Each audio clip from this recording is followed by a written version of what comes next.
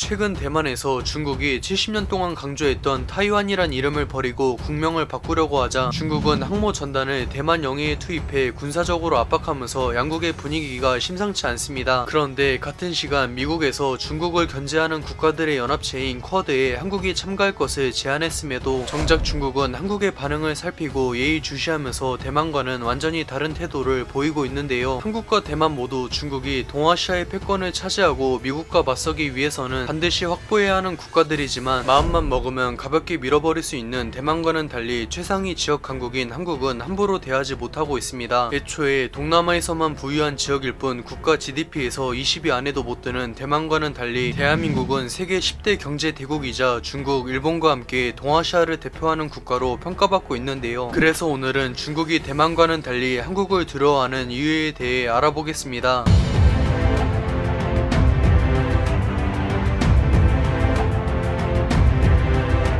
현재 중국은 자신들의 안보에 가장 위협적인 주변국으로 군대를 보유하지 못하고 자위대에 머무는 일본이 아닌 준수한 경제력과 강한 군사력을 내세워 동아시아의 지역 강국으로 평가받는 한국과 대만을 지목하고 있습니다. 1920년대에 쿠데타를 일으킨 중국 공산당은 국공내전에서 승리해 국민당을 몰아내고 지금의 중국을 건국했으며 자신들이 합법적인 정부라는 하나의 중국을 전 세계에 강요해 대만은 상임이사국은 물론 유엔에서도 탈퇴할 수밖에 없었는데요. 중국에게 대만은 중화 대륙의 후계자를 자처하는 자신들의 정통성에 어긋나는 존재 그 이상도 이하도 아니지만 한국은 미국의 대중 포위망을 돌파하고 태평양으로 진출해 동아시아의 판도를 뒤집을 수 있는 전략적 요충지입니다. 의외로 대만은 한국을 라이벌로 인식하며 현지 언론들은 한국의 부정적인 모습만을 강조해 자신들의 우월함을 자랑하지만 양국의 국력과 위상은 격차가 압도적으로 벌어졌으며 대만은 아무리 높게 평가해도 한국의 하위 호환에 불과합니다. 2010년대 이후 선진국 중 유일하게 2% 이상의 경제 성장률을 기록하며 세계 9위의 GDP를 보유한 한국과는 달리 대만은 GDP에서 동남아의 맹주인 인도네시아의 절반에 불과하며 중국에 대한 경제 의존도가 50%를 넘어섰는데요. 애초에 한국은 대만이 그토록 두려워하는 중국의 경제 보복인 한한령을 끝내 극복하면서 중국을 경악시켰으며 한일 무역 분쟁에서도 반도체 소재의 국산화에 성공하면서 한국을 길들이려 했던 일본을 오히려 참교육시키기도 했습니다. 한때 한국과 대만은 일본의 뒤를 이어 높은 경제성장을 이루면서 홍콩, 싱가포르와 함께 아시아의 네 마리 용어로 불렸으나 2000년대 이후 한국의 국제적인 위상은 대만을 포함한 나머지 국가들을 압도하기 때문에 이 단어를 언급하길 꺼려합니다. 당장 한국은 최상위 지역 강국들의 모임인 믹타이 창설국이자 수장으로 군림하고 있으며 최근엔 미국과 영국이 강대국들의 모임인 G7의 가입을 제안할 정도니 대만에선 불안과 질투심을 감추지 못하고 있습니다. 무엇보다 군사력에서도 한국은 중국과 일본, 러시아 등 괴물 집합소인 동북아에서 주변국들이 함부로 건드리지 못하는 것은 물론 확실하게 동기어진을 노릴 수 있는 강한 전력을 과시하고 있습니다. 당장 한국 육군은 아시아 최강을 두고 중국과 다툴 정도로 막강한 전력을 보유한 반면 대만 육군은 2019년에서야 미국의 승인하에 3세대 전차를 처음 보유할 정도로 전력이 매우 초라하다고 볼 수 있습니다. 지상전의 왕자인 전차에서 한국 육군은 세계 최강급 전차인 K2를 필두로 3.5세대 전차를 1500대 이상 보유했지만 대만 육군은 M1A2 120대를 제외하면 2세대 이하급 전차들밖에 없기 때문에 한국과의 격차가 압도적입니다. 포병 전력에서도 한국 육군은 세계 최강급 자주포인 K9과 국산 다연장 로켓인 천무 수천문을 운용하고 있지만 대만은 미국에서 도입한 팔라딘 자주포 수백 문과 구형 견인포가 전부이기 때문에 비교하는 것 자체가 한국의 신뢰입니다. 유사시 한국 육군은 한반도와 일본을 담당하는 중국의 최정예 부대 북부 정구를 상대로도 확실하게 승리를 장담할 수 있지만 대만은 미국의 군사적 지원 없이는 3일 안에 중국이 본토 전체를 점령할 수 있다고 스스로 인정했는데요. 오죽하면 대만 네티즌들이 SNS에 러시아를 제외한 유라시아 최강의 군단 제7기동 군단의 자국 파병을 요청한 사실이 대만은 물론 한국과 일본, 중국에도 널리 알려지고 언론에서도 집중 보도하면서 대만 정부를 당황하게 했습니다. 1980년대에 대만 해군은 16척의 호위함을 도입하는 사업에서 저렴한 가격을 이유로 한국의 울산급을 선정했지만 당시 대만보다 못사는 나라의 군함을 왜 도입하냐는 언론과 국민들의 반발에 프랑스의 라파에트급으로 전환했습니다. 결국 현대중공업은 대만의 일방적인 취소에 큰 손해를 봤지만 이에 굴하지 않고 현재 세계 최대의 조선사로 성장했으며 프랑스 방산업체의 뇌물로 라파에트급을 도입한 대만은 현재 군함 건조 능력을 상실한 걸 넘어 조선업 자체가 완전히 망했는데요. 한국 해군은 현존 최강의 이지스함인 세종대왕급 세척을 필두로 22척의 방공 구축함과 호위함을 보유했지만 대만은 1980년대에 미 해군에서 퇴역한 페리급과 키드급, 라파에트급 구축함 20척이 전부입니다. 잠수함 전력에서도 한국은 SLBM을 탑재한 신형 잠수함인 안창호급을 필두로 20척의 잠수함을 보유했지만 대만은 1980년대에 건조한 구형 잠수함인 해룡급과 텐치급 4척이 전부이기 때문에 한국 해군에게 압도적으로 열세입니다. 한국 해군의 최강의 창인 제7기동 전단은 주변국인 중국과 일본, 러시아 해군도 위협적인 전력으로 경계하고 있지만 대만 해군은 거의 모든 함정이 노후화가 심각해서 중국을 상대로 자국 영해를 사수하는 것도 불가능합니다. 공군에서도 한국은 다수의 4.5세대 전투기와 스텔스기인 F-35까지 보유해 세계 8위의 전력으로 평가받지만 대만 공군은 4.5세대 전투기인 F-16V 200대가 전부이기 때문에 한국에 비하면 한참 열세인데요. 최근 한국이 KF-21을 개발하면서 시제기를 공개했을 때 대만에선 자신들이었다면 개발비가 훨씬 적게 들었을 거라고 언급했지만 정작 대만은 수많은 예산과 시간을 투자하고도 FA-50에게도 우위를 장담할 수 없는 증거를 개발하는 것이 한계였습니다. 무엇보다 중국이 한국을 대만처럼 무시하지 못하고 심지어 일본보다 훨씬 위협적인 국가로 경계하는 이유는 한국이 마음만 먹으면 중국과 동기어진을 노리는 것이 가능한 세계 3위의 미사일 전력을 보유했기 때문입니다. 일단 한국은 언론에서 공식적으로 밝혀진 것만 해도 무려 2000발의 순항 미사일과 탄도 미사일을 보유했지만 대만은 사거리가 160km에 불과한 슝펑 순항 미사일 수백 발이 전부이기 때문에 중국 본토 타격이 사실상 불가능합니다. 유사시 한국은 수도인 베이징을 포함한 중국 경제의 핵심인 동북지방을 타격해 확실하게 초토화시킬 수 있으며 중국의 방공 전력이 하늘에서 비처럼 쏟아지는 수천 발의 미사일 비를 전부 요격하는 것은 절대 불가능합니다. 심지어 한국은 이것도 만족하지 못하고 최근엔 최신 미사일인 현무포를 개발해 공개했는데 놀랍게도 현무포의 파괴력이 전술핵과 대등하다는 사실이 알려지면서 중국에서도 탄식을 감추지 못하고 있는데요. 앞서 언급한 대만의 한국군 파병 요청에서도 네티즌들이 현무 미사일을 강조했을 정도로 이미 동아시아에서 한국의 미사일 전력은 매우 유명하고 위협적인 전력으로 평가받고 있습니다. 대만은 아직도 한국을 라이벌로 인식하며 한국이 자신들보다 뒤처졌던 과거에 머무르고 있지만 이미 한국은 강대국의 반열에 합류할 정도로 성장했으며 대만과는 달리 진정한 자주 국방을 목표로 발전하고 있습니다. 시청해주셔서 감사합니다. 즐거운 저녁 보내세요.